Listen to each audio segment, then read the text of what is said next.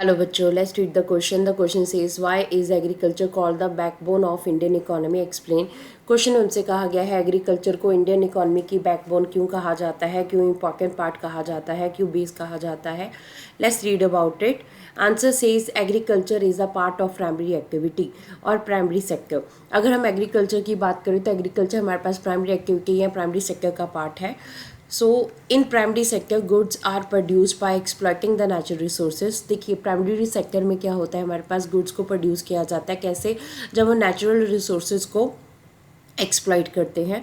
For example अगर हम soil की बात करें तो सॉइल से अगर हमने जो है एग्रीकल्चर प्रोडक्ट्स लेने हैं तो एक तरह से सॉइल हमारे पास क्या होएगा, एक्सप्लॉइट होएगा. उसके बाद हमारे पास वहाँ से क्रॉप्स जो हैं वो ग्रो करेंगी.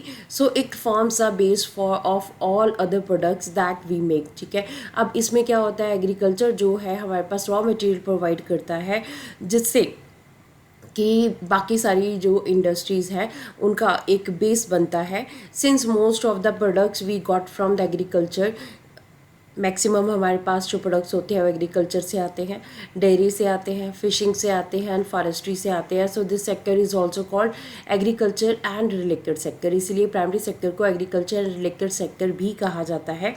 दस agriculture plays an important role in Indian economy. इस तरह से एग्रीकल्चर जो है वो इम्पॉर्टेंट रोल प्ले करता है इंडियन इकोनॉमी में.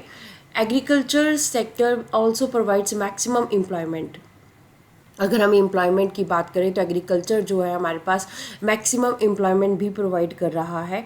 सो thus it plays an important role in Indian economy. इस तरह से इंडियन इकोनॉमी में एग्रीकल्चर का जो रोल है दैट इज़ वेरी इंपॉर्टेंट, क्योंकि ये मैक्सिमम एम्प्लॉयमेंट भी प्रोवाइड कर रहा है और जो हमारी इंडस्ट्रीज़ है उनके लिए बेस भी प्रोवाइड कर रहा है. So this is the answer of the question. Hope so you understood the question as well as the answer. Thank you.